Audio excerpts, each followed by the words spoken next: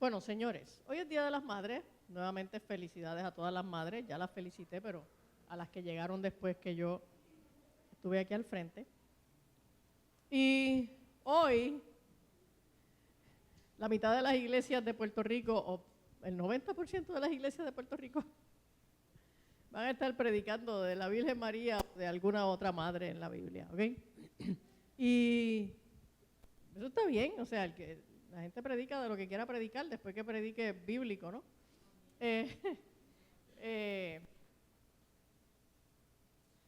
Y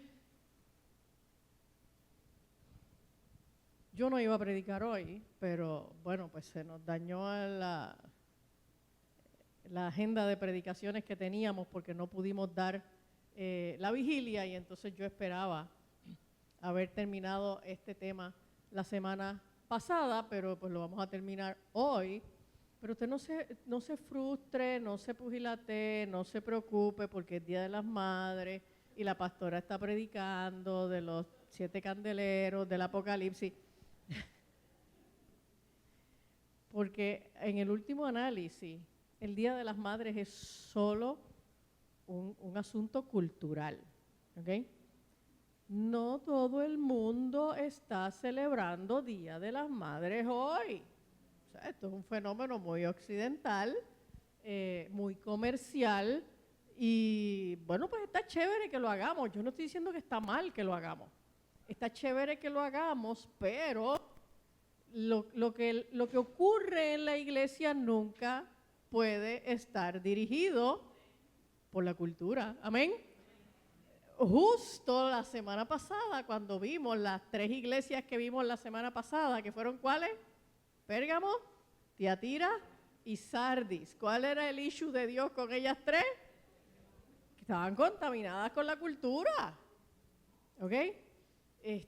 Así que pues podemos participar de unas cosas de nuestra cultura. Todos lo hacemos y está bien que lo hagamos siempre y cuando eso no sea contrario a las Escrituras o no desplace la centralidad de Cristo. Amén. Y vamos entonces a las últimas 2 iglesias que nos quedan. Recuerdan que en la primera predicación les expliqué que esa fue la última foto que le tomaron a Juan mientras escribía. Y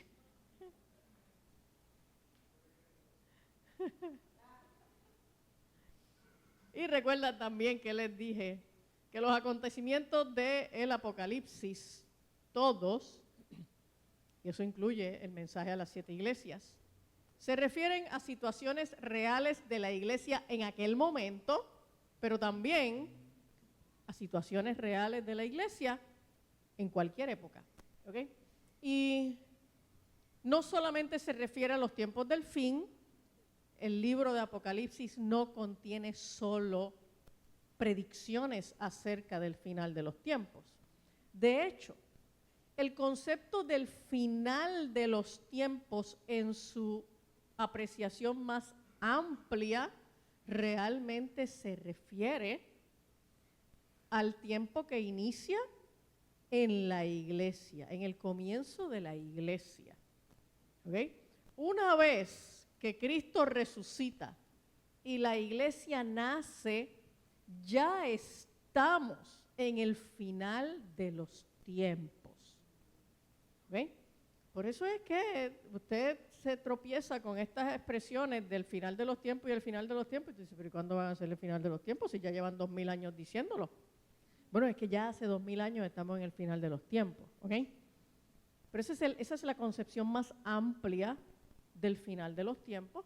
El final de los tiempos que empezó con el nacimiento de la iglesia también tiene unos eventos que van a ser el final del final, por así llamarlo, ¿ok? Y entonces nosotros en la iglesia, cuando hablamos del final de los tiempos, realmente estamos tratando de hablar un poco de esos eventos que apuntan a la segunda venida de Cristo. ¿Okay? Y entonces por eso es que nosotros hablamos del final de los tiempos como si esto fuera algo que que está próximo a pasar, pero no estuviéramos en el final de los tiempos desde hace tiempo. ¿Me siguen? Así que estamos en el final de los tiempos hace tiempo, pero obviamente van a ocurrir unas cosas que apuntan a que nos acercamos a unos eventos que la Biblia menciona, no solo en Apocalipsis, también en otros libros del Antiguo Testamento y en algunas cartas de Pablo, que apuntan a que nos estamos acercando a esos eventos que son el final del final. ¿Amén? Y entonces, hablamos de los 7 candeleros, que son las 7 iglesias. Esa explicación de que los 7 candeleros son las 7 iglesias aparece dentro de la primera visión que Juan tuvo en la isla de Patmos. Habíamos establecido que no fue una sola visión. Juan tuvo muchas visiones. Y la primera visión que tuvo fue la visión del Hijo del Hombre, y ahí lo describe en el capítulo 1, y al final de ese capítulo 1 es donde dice que los 7 candeleros son las 7 iglesias, ¿ok? Y ahí las tenemos: Pérgamo, Tiatira, Esmirna, Sardis, Filadelfia, Laodicea y Efesios. Lo que es ahora Turquía. Bueno, es Turquía desde hace siglos, pero es Turquía. Y entonces habíamos mencionado que estas 7 iglesias las podíamos acomodar, categorizar en 3 grupos. Ya habíamos hablado de las primeras 2, Esmirna y Filadelfia, que eran las iglesias más fieles. Luego, espérate, ¿dónde estoy? Ahí está, Esmirna y Filadelfia, que eran las iglesias fieles. Luego entonces vimos a Pérgamo, Tiatira y Sardis, que fueron las de la semana pasada, que son las iglesias que estaban armonizando con la cultura de la época y se estaban contaminando con idolatría y fornicación. Y entonces hoy vamos a ver a Éfeso y la Odisea, que son la primera y la última carta que aparecen ahí en el Apocalipsis, y estas son las iglesias que están en grave peligro espiritual. Así que yo no creo que usted haya ido a algún culto de Día de las Madres en donde le van a hablar de juicio y lo van a llamar a que se arrepienta, pero bueno, iris what iris, esto fue lo que nos tocó, ¿okay? Vamos a empezar por la iglesia de Éfeso.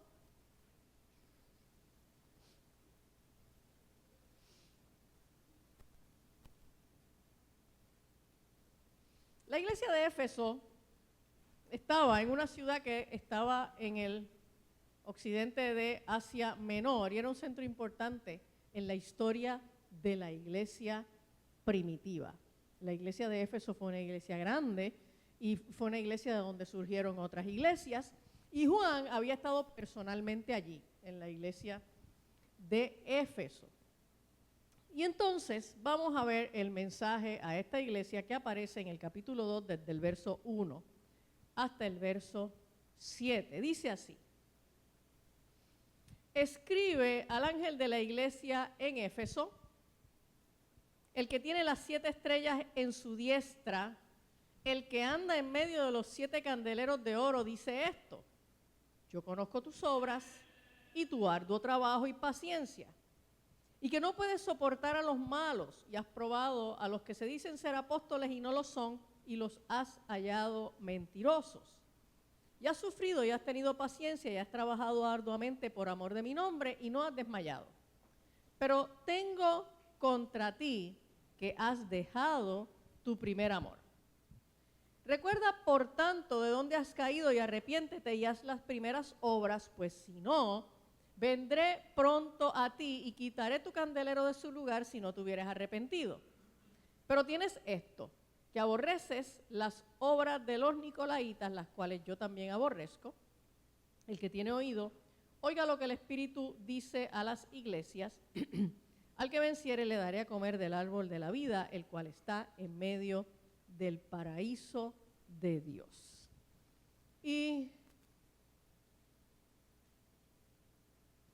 Recuerdan que en el formato de cada una de las cartas, el Espíritu empieza describiéndose, presentándose con algunos de los elementos de la visión que Juan tuvo en el capítulo 1 de ese Hijo del Hombre, y entonces agarra algunos de esos elementos para iniciar cada una de las cartas como el sello de que en efecto este que está escribiendo la carta es aquel que Juan vio en la visión, es el Hijo del Hombre.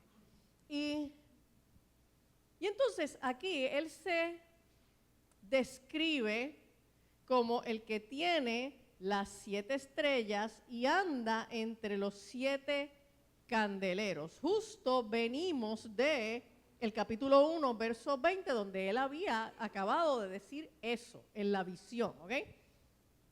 Lo voy a leer.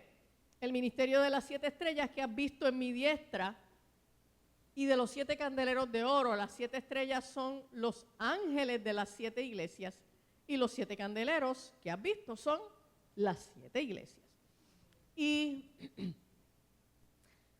esto es bien importante para que entendamos la expresión de el primer amor. ¿Okay?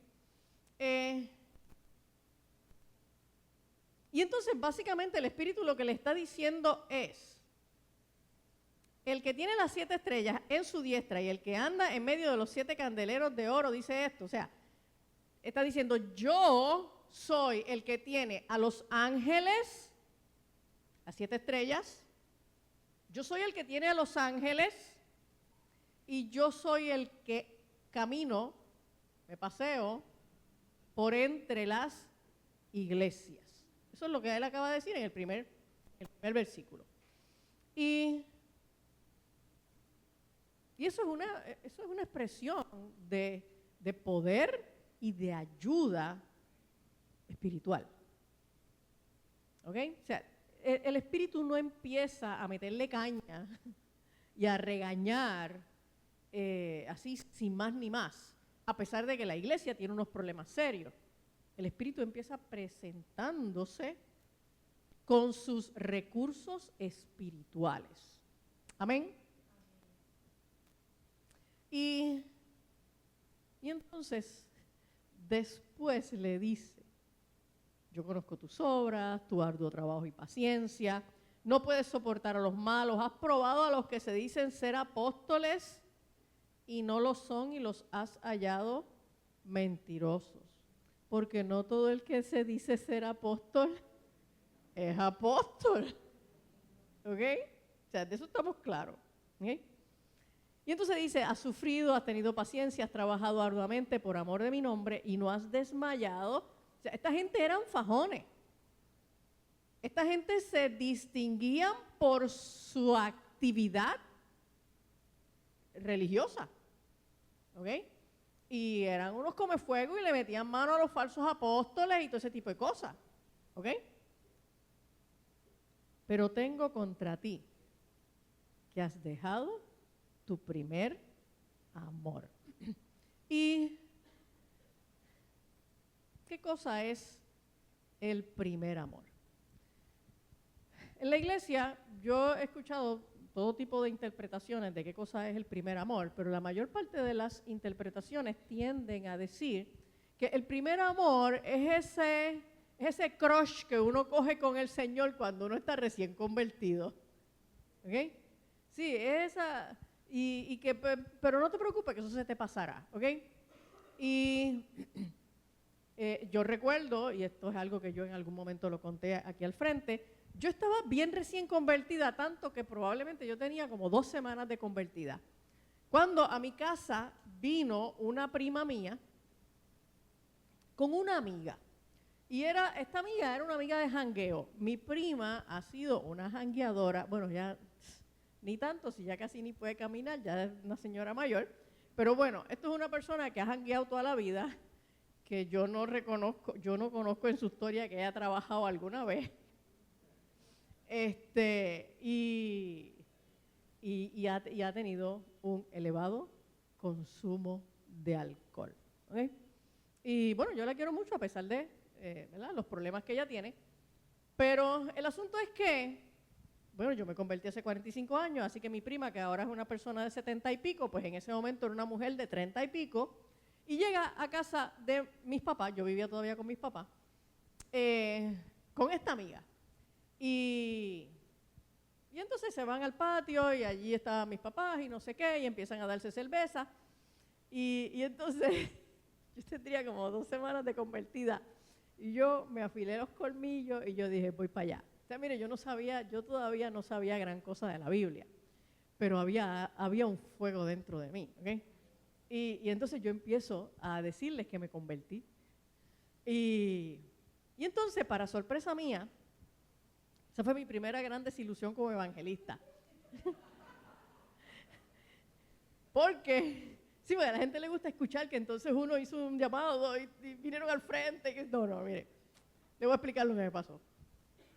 Entonces yo empiezo a decirles que me convertí, no sé qué, y la amiga de mi prima me dice, no te preocupes, eso se te va a pasar.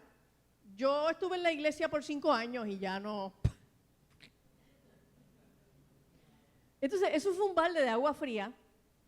Imagínense, yo no tenía un solo argumento bíblico para poderles contestar. Yo estaba súper recién convertida, ¿ok? O sea, yo era un bebé acabado de nacer que todavía no había salido del nursery del hospital, ¿ok? El asunto es que yo me quedé como, ¿ok? O sea, yo sentí que habló la voz de la experiencia, ¿ok? El asunto es que yo me tragué la lengua y me fui para mi cuarto. Y yo recuerdo que cuando yo entré en mi cuarto, me quedé sola allí, y desde mi cuarto se oía el gallinero que tenían en el patio, yo le dije algo al Señor. Yo le dije, mira, Señor, yo no sé qué fue lo que le pasó a ella, pero eso no me va a pasar a mí. ¿Ok? Sí. Yo no sé qué fue lo que le pasó a ella. Y yo no tengo una contestación para lo que ella me dijo. Pero yo no quiero, eso que le pasó a ella no me va a pasar a mí. ¿Ok? Pero la realidad es que el primer amor no es eso. La explicación de lo que es el primer amor no es ese primer crush de la novedad, de lo mucho que estás aprendiendo en el Señor. ¿Cuántos de ustedes cuando se convirtieron pasaban al frente en todas las predicaciones y en todos los cultos lloraban? Ay, Gary. O sea, yo pasaba al frente en todas las predicaciones yo me volvía y me arrepentía, yo lloraba en todos los cultos, había una experiencia bien emocional metida en esas primeras semanas y en esos primeros meses, ¿ok? Un poco similar a cualquier experiencia emocional en una relación nueva, ¿ok?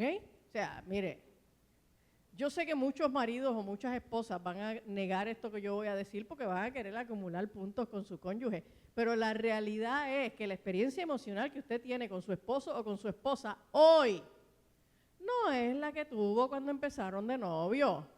Yo sé que ustedes van a decir, sí, yo muchacho, sigo igual de enamorado. ¿Ok? Pero no diga nada, usted no puede venir a mentir a la iglesia, ¿ok? El primer amor no es ese crush emocional, ¿ok? Y yo he estado en cultos en donde alguien de momento empieza a decir, hermano, vamos a renovar nuestro primer amor, tírale un besito al Señor, y qué sé yo qué. Ok, exacto, y dale un abrazo al Señor. Y eso está bien chévere y bien divertido, pero eso no es el primer amor, ¿ok? Y el concepto del primer amor, de hecho, el pasaje lo explica, vamos a llegar ahí, tiene que ver con haber perdido la pasión por ser luz. Por ser luz. Por llevar las buenas nuevas de salvación. Por dar testimonio del Señor. Usted puede estar muy enamorado del Señor y orar tirándole besitos al cielo. Y si usted no está activamente dando testimonio de Cristo, usted ha dejado su primer amor. Si alguna vez lo tuvo. Sí, vamos a empezar por ahí, ¿ok? Y la iglesia de Éfeso, como pasa mucho en las iglesias de nuestros tiempos, fue una iglesia que empezó a tener mucho cuidado, mucha atención sobre lo que ocurría dentro de la iglesia. Y todo el celo, casi todo el celo que el Espíritu Santo les reconoce a la iglesia de Éfeso tiene que ver con lo que pasaba dentro de la iglesia. Pero habían descuidado su función fuera de la iglesia. Habían descuidado el testimonio de Jesucristo fuera de la iglesia. Y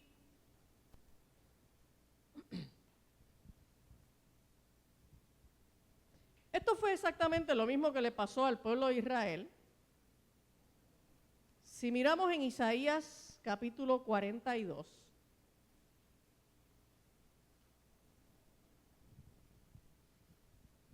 versos 6 y 7, dice: yo Jehová te he llamado en justicia, obviamente al pueblo de Israel, y te sostendré por la mano, te guardaré y te pondré por pacto al pueblo, por luz de las naciones. Va a poner a Israel, ¿por qué? Por luz de las naciones, para que abran los ojos de los ciegos, para que saques de la cárcel a los presos y de casa de prisión a los que moran en tinieblas.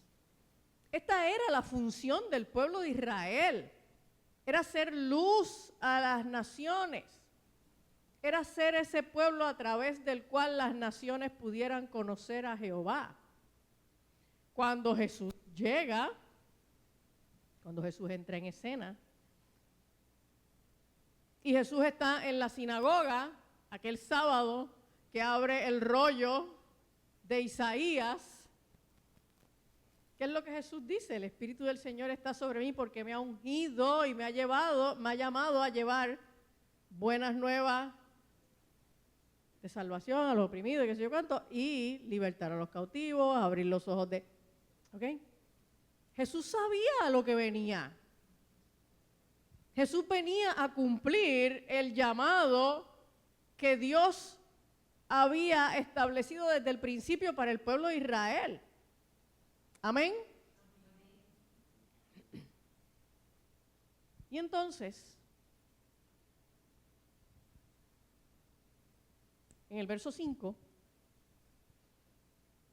sigo en Apocalipsis 2.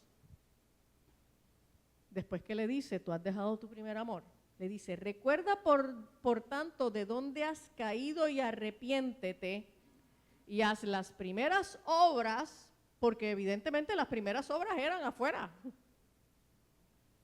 Eran siendo luz afuera.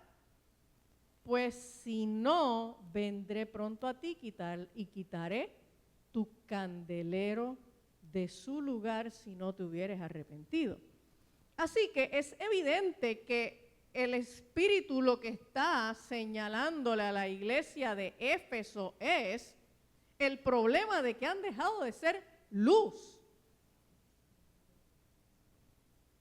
Han dejado de ser luz. Entonces, él se presenta como aquel que Juan vio en el capítulo 1 en la visión, el que tiene las 7 estrellas, que son los ángeles, el que tiene los 7 candeleros, que son las iglesias. Pero ¿por qué las iglesias son candeleros? ¿Por qué no había otra figura diferente para simbolizar a las iglesias? Porque la función de las iglesias en el mundo es ser luz. Amén. O sea, podían ser otras figuras simbólicas. ¿Por qué los candeleros? Porque la función de la iglesia en el mundo es ser luz, de la misma manera que era la función de Israel en el mundo. Y cuando Israel no cumplió su función de ser luz a las naciones, ¿qué fue lo que hizo Dios? Quitó a Israel y puso a la iglesia. ¿Para qué puso a la iglesia? Para echarle fiero a Israel y para, tú sabes, que Israel se pusiera celoso. No, para tener un cuerpo, para tener una nación sobre el mundo que siguiera haciendo la función de ser luz. Y entonces, el Señor levanta la iglesia y no había pasado un siglo cuando ya Éfeso no era luz. No era luz. ¿Me siguen? Y entonces a eso es a lo que se refiere haber dejado el primer amor. El primer amor implica que nosotros tengamos tal dependencia al Espíritu, que esa dependencia, esa conexión, esa relación con el Espíritu nos mueva a ser testigo. O sea, no es para que tú te encierres en tu cuarto a tener una hora romántica con Dios. ¿Ok? Es para que tú salgas y seas luz. Y entonces, el Espíritu le dice, si no haces esto, vendré pronto a ti y quitaré tu candelero de su lugar. Y este vendré pronto a ti no se refiere a la segunda venida. No se refiere a la segunda venida. O sea, esto no es algo que está por ocurrir, esto es algo que ya ocurrió. Esto se refería a que el Espíritu Santo iba a hacer algo que la iglesia de Éfeso iba a ser juzgada o iba a desaparecer. ¿Okay?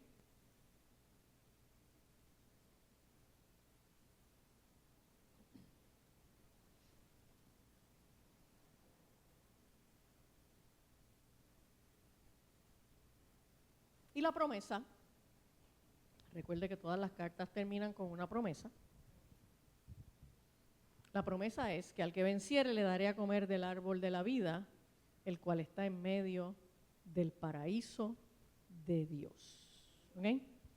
Y obviamente pues él mencionó que la iglesia de Éfeso también aborrecía a los nicolaítas y ya aprendimos en la predicación pasada que los nicolaítas eran una gente que seguían a un tal Nicolás de Antioquía que le decían a la gente, a los cristianos, que tú podías seguir viviendo conforme a las tradiciones y a la cultura y a la vez ser cristiano y que pues no hay ningún problema con eso. ¿Okay? Vamos a la Odisea.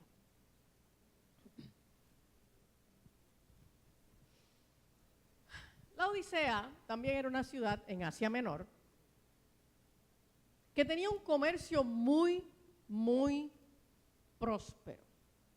¿Okay? O sea, la Odisea era un centro, una ciudad muy rica, un centro comercial muy, muy próspero y se distinguía por la producción de vestimentas de lana negra, porque hay ovejas negras. ¿Cuántos de ustedes ha pensado que es la oveja negra de la familia? ¿Verdad?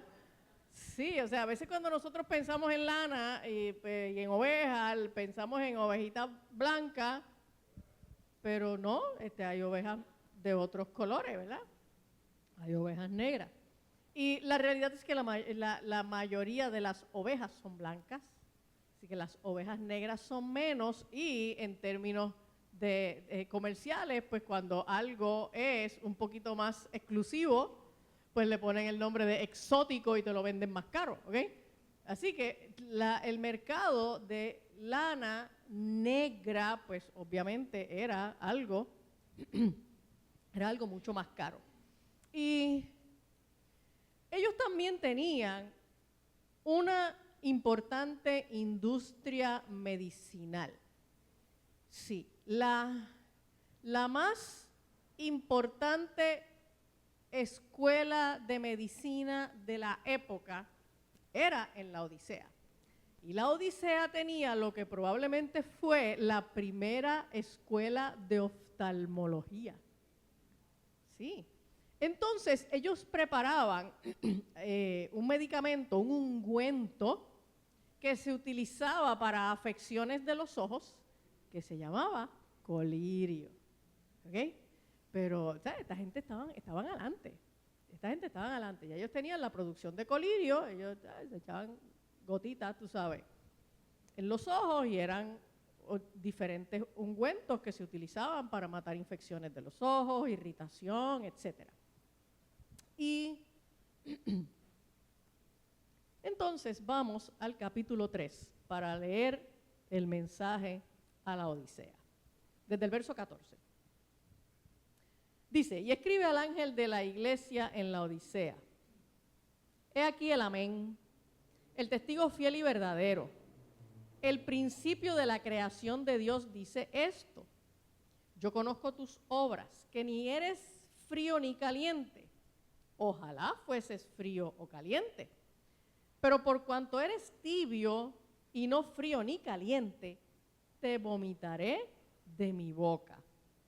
Porque tú dices, yo soy rico y me he engrandecido, y me he enriquecido, y de ninguna cosa tengo necesidad, y no sabes que tú eres un desventurado, miserable, pobre, ciego y desnudo. ¡Auch! O sea, barrió el piso con ellos. Por tanto, yo te aconsejo que de mí compres oro refinado en fuego para que seas rico y vestiduras blancas para vestirte y que no se descubra la vergüenza de tu desnudez y unge tus ojos con colirio para que veas. Yo reprendo y castigo a todos los que amo. Sé pues celoso y arrepiéntete. He aquí yo estoy a la puerta y llamo. Si alguno oye mi voz y abre la puerta, entraré a él y cenaré con él y él conmigo. Al que venciere le daré que se siente conmigo en mi trono, así como yo he vencido y me he sentado con mi Padre en su trono. El que tiene oído, oiga lo que el Espíritu dice a las iglesias. Ok, la Odisea era probablemente de todas, era la iglesia que más malita estaba. Y en el pasaje, el Espíritu dice que Él es el amén. Utiliza la palabra amén como su nombre. ¿Ok? Por eso es que aparece en letra mayúscula. He aquí el amén. Y ese amén a lo que se refiere al contexto, a lo próximo que viene, ¿ok? Que es el fiel y verdadero. Amén es una palabra que lo que significa es así sea, es una afirmación, ¿ok? Pues lo que está diciendo es, Él es el fiel y verdadero y está afirmando que en efecto sí lo es. Amén. Y entonces dice esa introducción que Él es el principio de la creación de Dios. Esta es una de las expresiones que utilizan algunas doctrinas para decir que Jesús fue creado por Dios, porque es el principio de la creación. Ahora, vamos a Colosenses. Esto no es un estudio bíblico sobre la Trinidad, o sobre la divinidad del Señor, pero solamente vamos a ver este pasaje en Colosenses en el capítulo 1. Voy a enfatizar el verso 18, pero quiero leer desde el verso 15. Colosenses 1:15 en adelante. Está hablando de Cristo y dice, Él es la imagen del Dios invisible, el primogénito de toda creación. Porque en Él fueron creadas todas las cosas. Fíjate que no dice que Él fue creado, en Él fueron creadas todas las cosas, las que hay en los cielos y las que hay en la tierra, visibles e invisibles, sean tronos, sean dominios, sean principados, sean potestades, todo fue creado por medio de Él y para Él.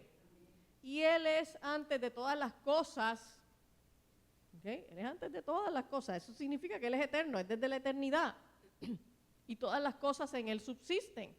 Y Él es la cabeza del cuerpo, que es la iglesia. Él, que es el principio, el primogénito de entre los muertos, para que en todo tenga la preeminencia. Así que cuando el Espíritu se presenta con este mensaje a la iglesia, lo que está diciendo es que Jesús no es que es el primero que fue creado. Jesús no fue creado. Lo que está queriendo decir es que Jesús ha existido siempre. Siempre ha existido. Amén. Y entonces, ahora es que dice, yo conozco tus obras. La iglesia de la Odisea es la única a la que el Espíritu no empieza diciéndole, mira que yo sé que tú has sido bien bueno en unas cosas. La iglesia de la Odisea es la única que el Espíritu no tuvo nada bueno que decir. ¿Ok? Yo conozco tus obras, que ni eres frío ni caliente. Ojalá fueses frío o caliente, pero por cuanto eres tibio y no frío ni caliente, te vomitaré de mi boca. Esto es bien fuerte. ¿Ok? Y en cierto momento yo escuché a un predicador hablando de este pasaje y explicando que esto es como el café, decía él. Hay gente que le gusta tomarse el café caliente, pero hay gente que toman café frío, ¿ok? Yo no sé quién es capaz de tomarse el café frío. Si usted lo hace, pues no se sienta ofendido por mí, pero yo, Nicole, ¿tú tomas café frío?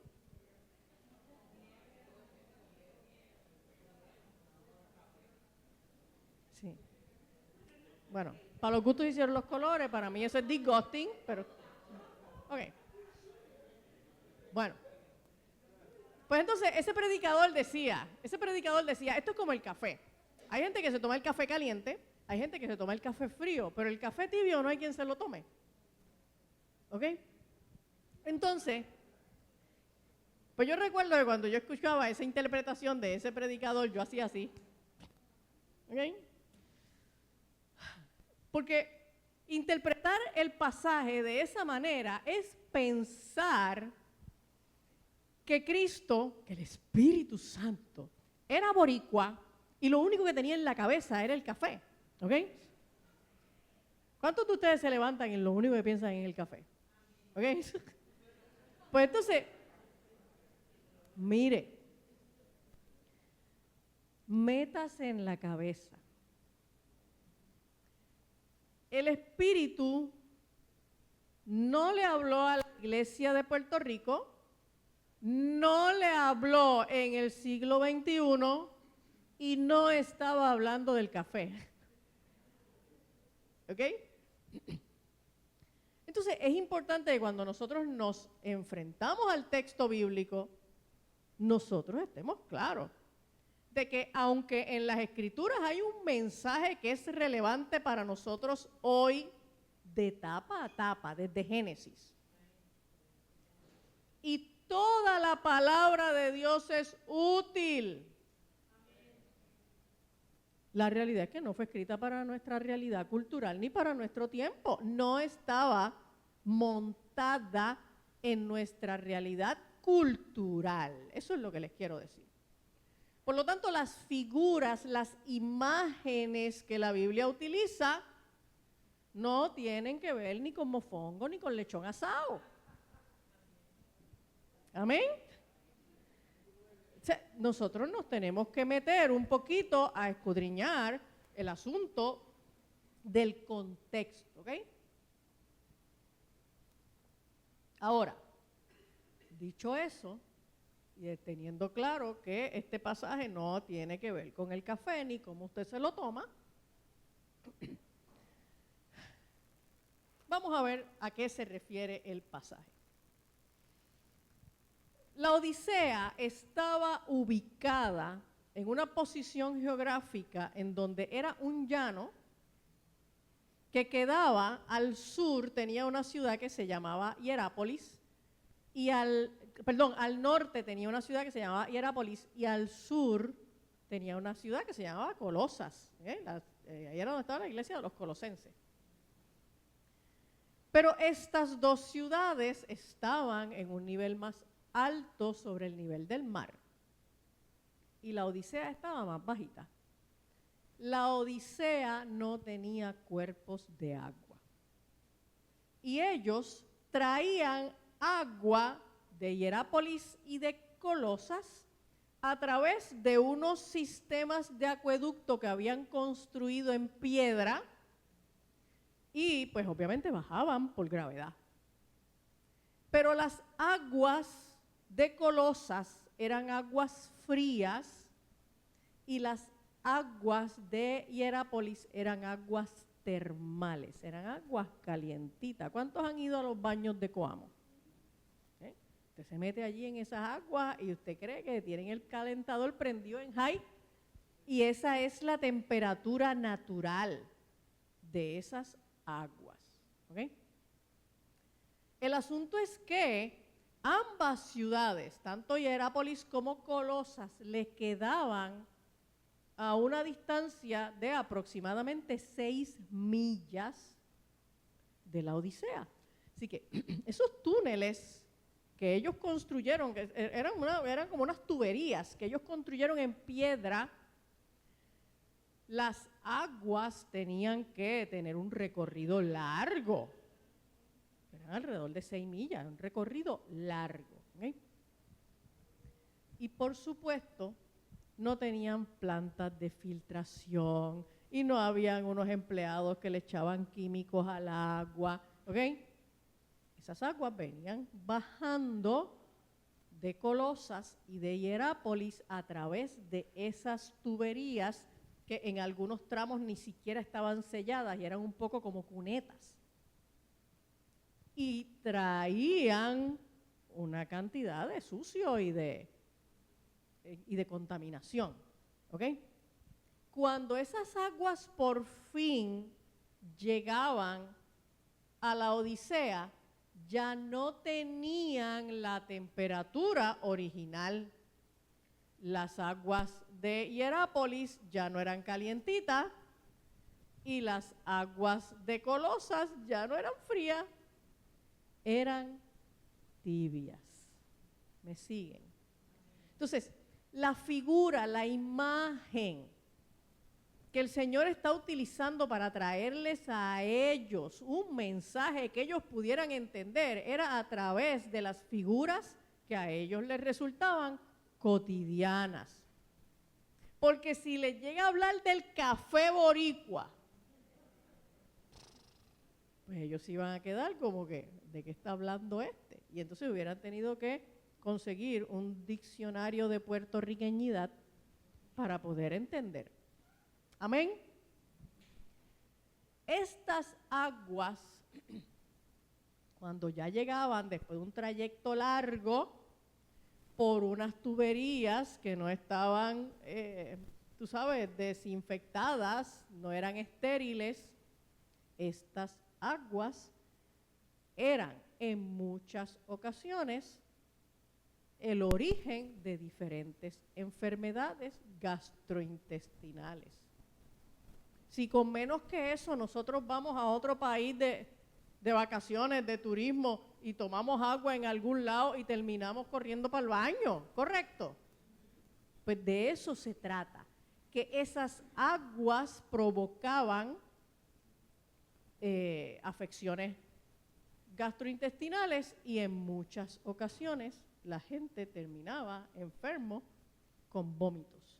Y esa es la figura que el Señor está usando para describirle, una figura muy cotidiana para ellos. Y les dice, ojalá fueras frío o caliente. Ese ojalá fueras frío o caliente no significa que Dios está bien con que nosotros seamos cristianos tibios. ¿Ok? Está bien que seas así medio culembo y que vengas a la iglesia de vez en cuando. ¿Ok? No, lo que está queriendo decir es, ojalá fueras como las aguas originales, que en un caso eran las aguas frías y en otro caso eran las aguas calientes. ¿Okay? Pero no es que está diciendo, mira, de verdad, pues si eres un cristiano medio malango, pues está bien. ¿Ok? No es eso.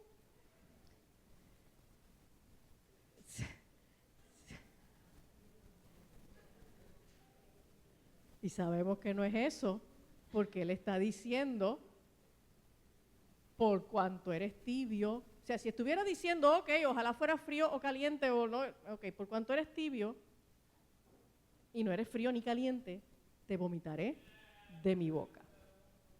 Y esto lo que implica es que si nosotros, la iglesia de la Odisea, vive en una situación de indefinición, si nosotros no somos lo que se supone que seamos como iglesia, nosotros vamos a ser rechazados por el Señor. O sea, te vomitaré de mi boca, lo que significa es expulsarte, rechazarte. Y eso es feo, ¿ok? No se supone que uno viene a la iglesia para terminar entonces descartado, ¿ok? Entonces, mira el verso 18. Bueno, antes de eso, en el verso 17, la razón por la cual esta gente no eran ni fríos ni calientes, esta gente eran tibios. Eso que los había apartado del primer amor, ¿era qué cosa? Porque ellos tenían una mega confianza en sus recursos, en sus capacidades, que les impedía depender del Espíritu.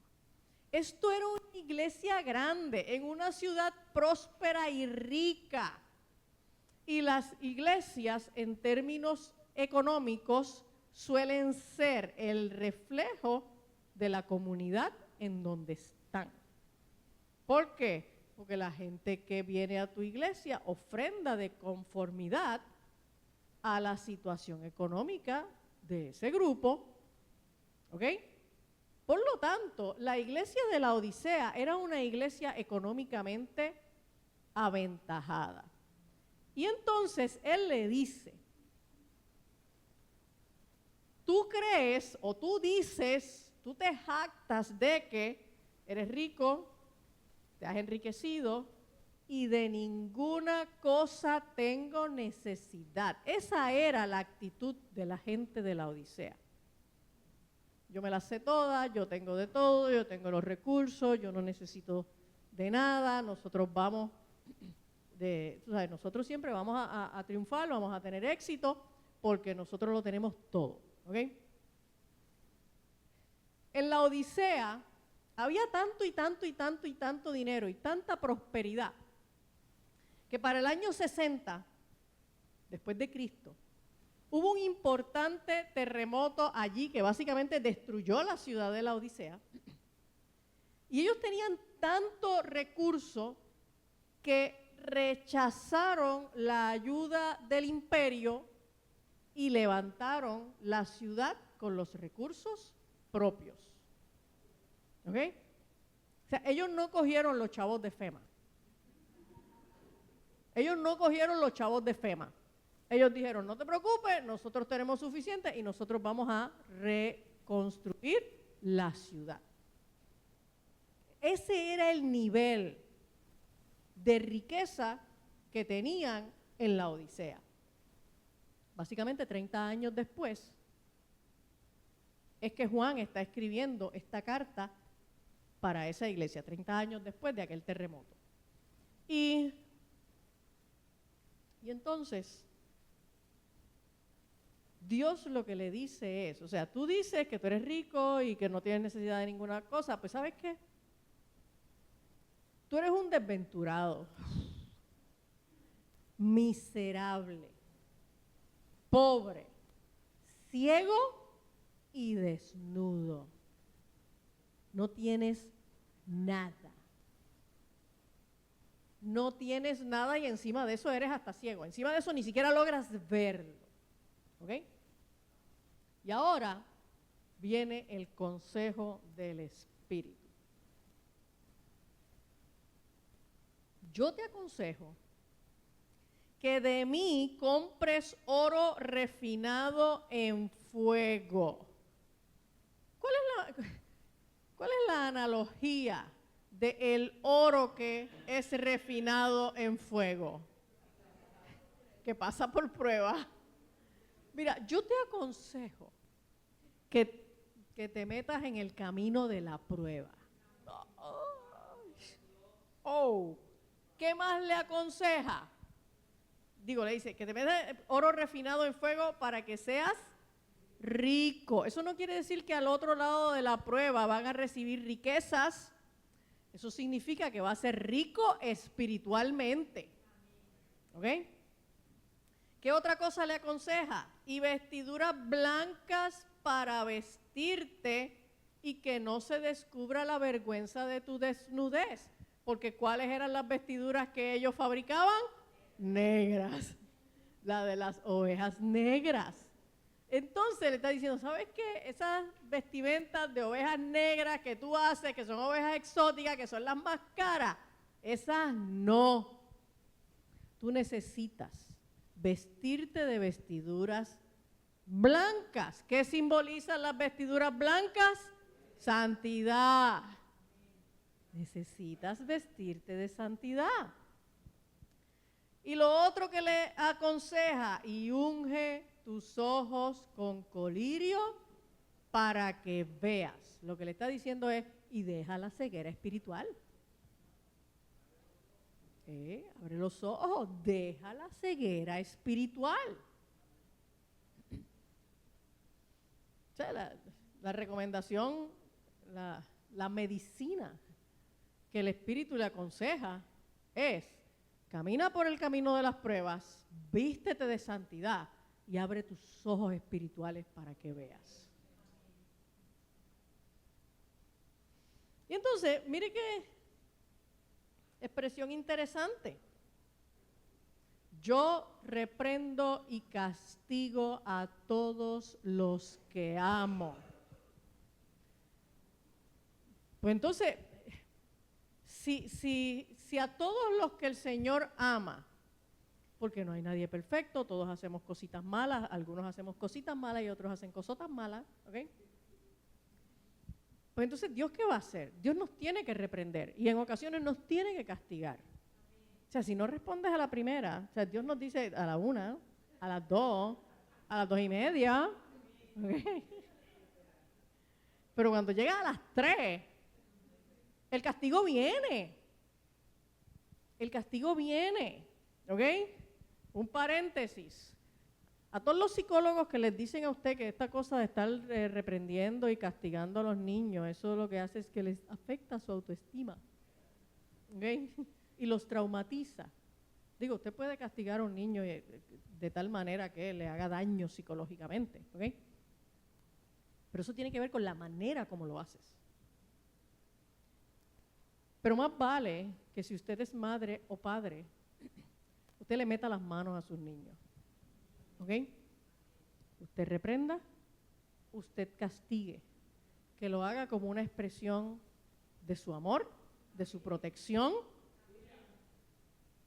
Porque el que deja a un niño sin reprensión, ese niño es para usted un bastardo. En español, ese no es muchacho mío. ¿Ok? Eso yo no tengo nada que ver con ese nene, eso fue una cana al aire y yo no tengo nada que ver con él. ¿Okay? Por lo tanto, el Señor afirma que la reprensión y el castigo que Él le está ofreciendo a la gente de la Odisea, si no se arrepienten, es el reflejo de su amor. Aunque suene feo, aunque suene duro, aunque no les haya señalado ni una sola cosita buena que hayan hecho, lo está haciendo porque los ama. Y le está diciendo, sé pues celoso de guardar la obediencia a Dios, de guardar la palabra del Señor. Y arrepiéntete. Y entonces le dice, yo estoy a la puerta y llamo. Esto es una oferta de renovar la intimidad, la relación con Dios. Porque aquel que viene a tu puerta y llama, si tú le abres y le permites entrar, tú le permites entrar porque hay algún tipo de relación, de familiaridad, de amistad o pretende haberla. ¿Ok? Si no, al que viene casa por casa a venderte algo o a decirte que te viene a dar un servicio, mira que es que yo soy de Luma y vengo a chequear el contador, tú le dices, no, enséñame la identificación, dame el teléfono de tu gerente o de tu supervisor, déjame llamar, déjame confirmar, porque es que yo no sé quién tú eres. Y yo no estoy dispuesta a abrirte la puerta así porque sí, porque tú me dices que tú eres de Luma. ¿Me sigue? Entonces, esta cosa de estar a la puerta y llamar,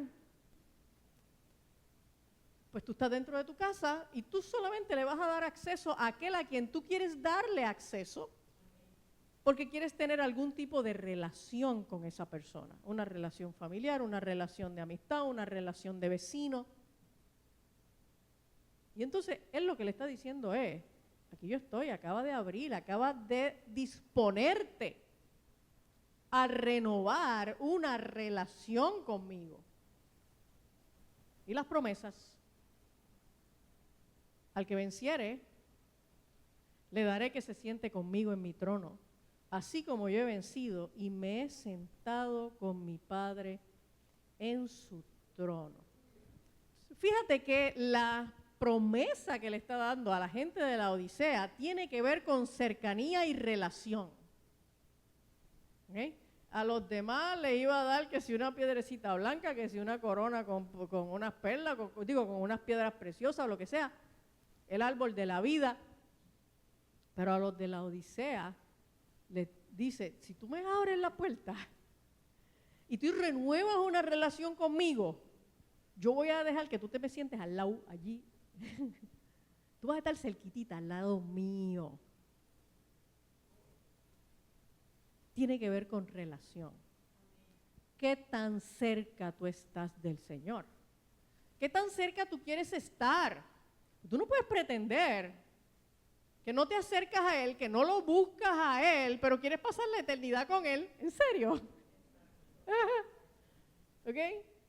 Sí, no, yo quiero pasar la eternidad con Él en el cielo, pero eso lo voy a dejar para la eternidad. Ahora, ni me acuerdo de Él en toda la semana. Ni abro la Biblia, ni oro, ni vengo al estudio bíblico de la iglesia, y vengo los domingos de vez en cuando. Y por supuesto nunca le predico a nadie del Señor.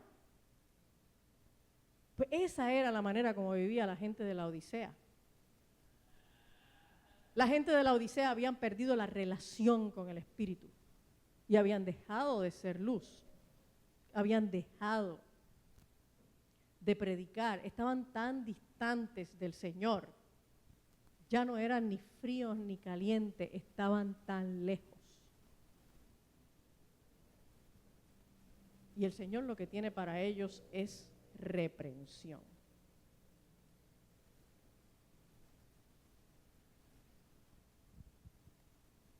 Las iglesias en grave peligro espiritual eran iglesias que trabajaban arduamente para el Señor, pero habían perdido la dependencia con el Espíritu Santo. Eran puro activismo religioso. Y aunque mantenían la doctrina correcta, confiaban y dependían de sus propios recursos y capacidades. Ambas, la iglesia de Éfeso y la iglesia de la Odisea, eran iglesias prósperas en términos materiales, eran iglesias ricas. ¿Ok? Y pusieron su confianza en esos recursos. Yo no estoy diciendo que una iglesia por ser próspera y rica está mal. Si todavía la dependencia sigue siendo al Espíritu Santo, pues gloria a Dios por los recursos que tienen. Amén. Pero si no, pues tienen un problema bien grave. Las iglesias en grave peligro espiritual se exponen a ser rechazadas por el Señor. Estas son las iglesias a las que el Señor les dice, o sea, yo te voy a quitar. Yo te voy a quitar. Quitaré tu candelero o te vomitaré de mi boca. Es la advertencia que el Espíritu le hace a la iglesia de Éfeso y a la iglesia de Laodicea. Les hago un cuento. En el año en el año 149, más o menos, por ahí, hubo otro gran terremoto que afectó la ciudad de Laodicea y ya de ahí la ciudad no se volvió a levantar. ¿Okay? Estamos hablando de casi 50 años después de esta profecía.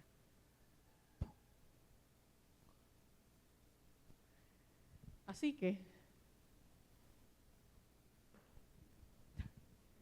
el que tenga oído, oiga lo que el Espíritu dice a las iglesias.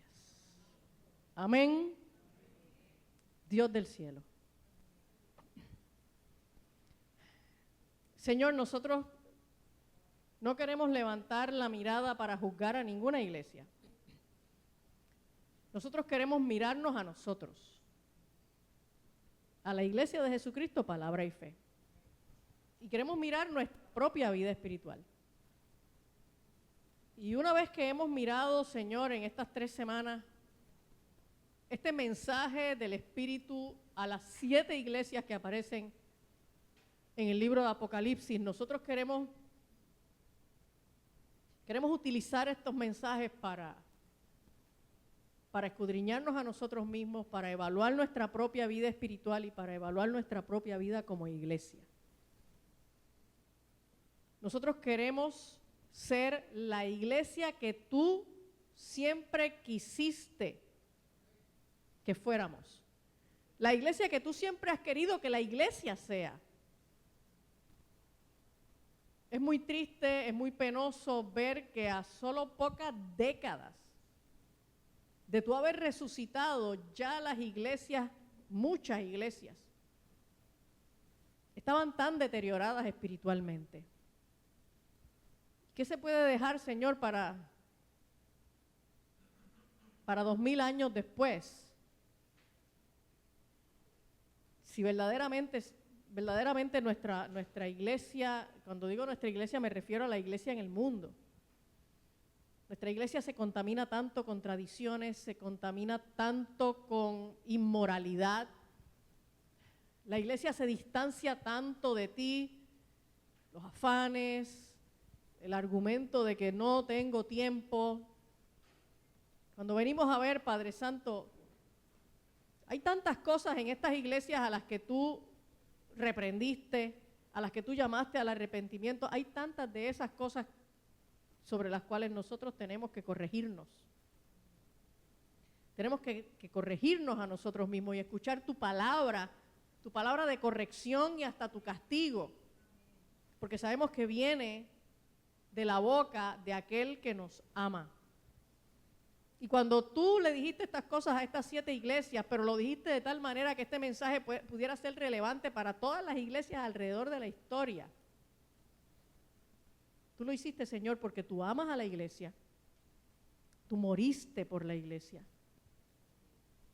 y tú quieres mantener a una iglesia pura, una iglesia limpia, una iglesia fiel. De hecho, eso es lo que tú vas a venir a buscar. Tú vas a venir a buscar a una iglesia fiel. Ayúdanos, Padre Santo, a que nosotros podamos ser esa iglesia fiel, fiel a las Escrituras y conectada con el Espíritu Santo.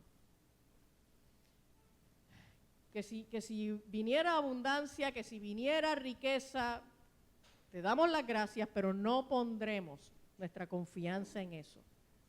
No pondremos nuestra dependencia en eso. Que nuestra dependencia siempre sea en ti, Señor.